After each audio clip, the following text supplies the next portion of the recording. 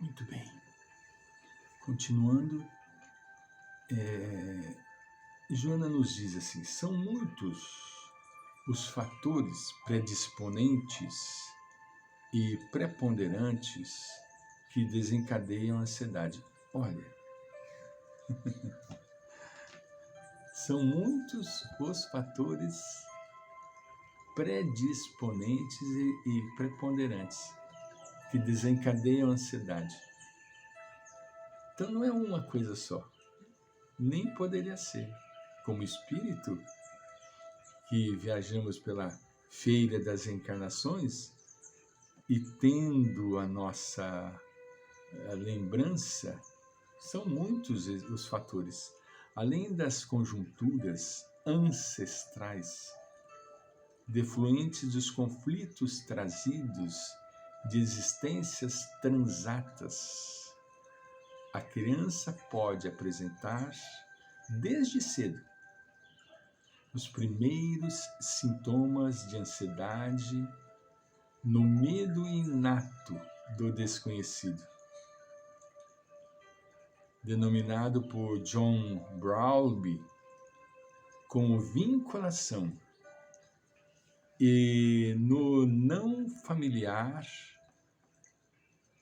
também muito comum. A criança vai entrar numa casa, num cômodo escuro, segurando a mãozinha da sua mãe ou do seu pai. A criança fica insegura, entende? Isso é natural, isso é da criança, entende? Em realidade, essa vinculação apresenta um lado positivo, que é o de oferecer-lhe conforto e segurança, especialmente junto da mãe, com a qual interage em forma de prazer. Meus irmãos, trabalhando nesta entidade a que eu me refiro, que é um lar de crianças, eu vejo o quanto as criancinhas que lá ficam sentem a falta dos seus pais, da mãe ou do pai, entende? Quando eu chego, eu gosto muito de criança e brinco muito com as crianças, adoro as crianças, entende? E quando eu chego no pátio, na hora do lanchinho da tarde, é uma delícia, aquelas crianças vêm correndo, vovô, vovô, vovô. É uma recorrência familiar, entende? A carência que a criança sente da figura paternal, que a gente acaba figurando, né? A gente acaba passando como uma figura paternal, né? Em realidade, essa vinculação, segundo Joana, apresenta um lado positivo, que é o de oferecer-lhe conforto e segurança, especialmente junto com a mãe, com a qual interage em forma de prazer. A mãe é um símbolo tão profundo que não tem como tirar. Imaginem vocês a criancinha mamando na sua mãe. Aquilo é para o resto da vida. É uma lembrança para o resto da vida. Eu tenho 74 anos, nasci na cidade de Araraquara, lembro-me do padecimento da minha mãe amamentando eu e meu irmão, que somos gêmeos. E para a felicidade e a infelicidade dela, nascemos muito grande e ela era pequenina.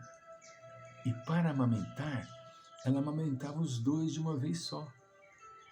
Olha que barbaridade, que padecimento. O quanto eu gostaria de poder retribuir à minha mãe todo esse carinho, esse zelo, e não pude. Devido ao meu primitivismo, devido à minha ignorância, minha mãe partiu sem que eu pudesse manifestar. Não que eu fui um filho, mas eu não tive a profundidade, a penetração do que nós estamos conversando agora. Minha mãe partiu, eu estava ainda com os meus 40 e poucos anos de idade, né? Totalmente imaturo, não morava aqui nessa cidade, então, infelizmente, não pude usufruir da grandiosidade daquela mulher. Mas a criança, eu percebo, a criança, ela se derrete no colo da mãe quando está sendo amamentada. É uma coisa lindíssima, uma coisa lindíssima.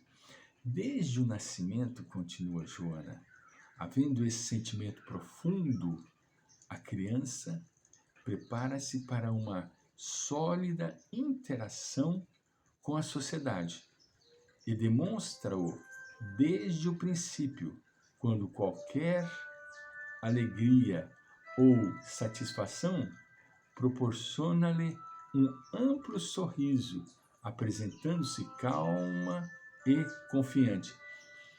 Eu fui um filho, na minha época não havia essas percepções.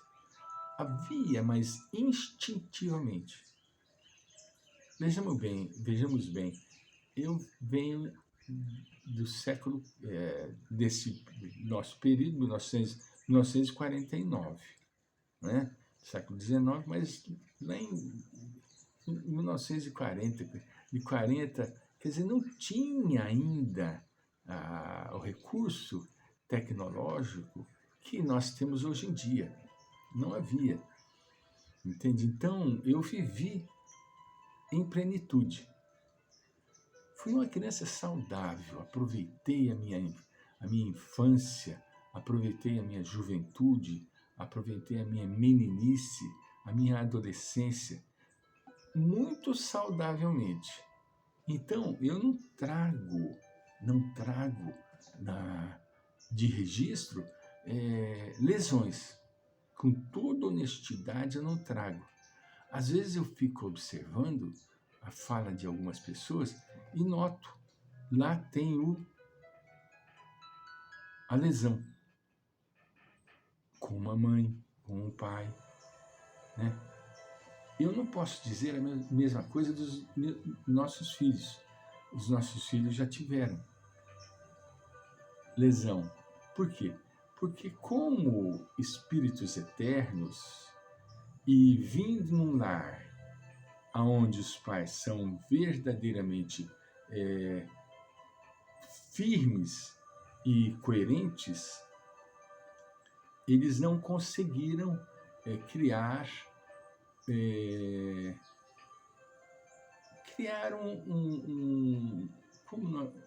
como nós diríamos, criar um vínculo de aproveitamento, de aproveitar de um e de outro. Porque quando minha esposa falava não, eu também falava não. Quando eu falava não, minha esposa também falava não. Nós fomos muito solidários.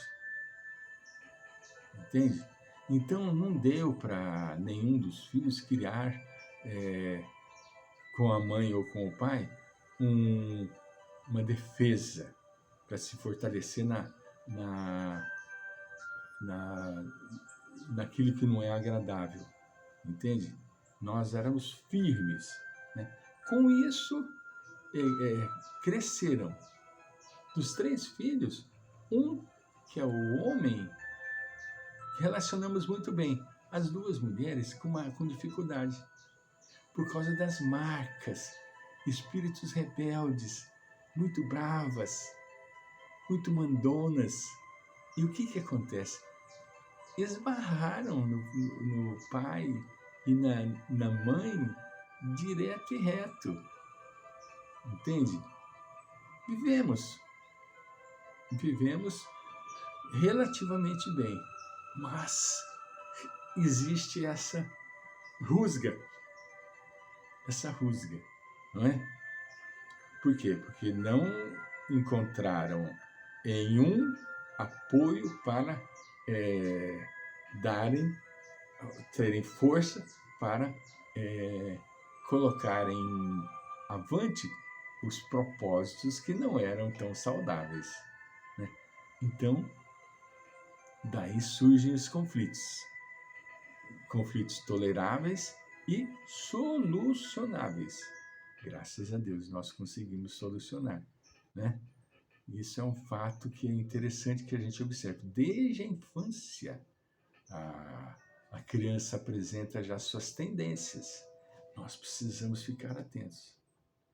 Como, por exemplo, a criança começa a fazer uma mentirinha, começa a fazer uma desobediência, e nós precisamos ficar atentos. Voltaremos.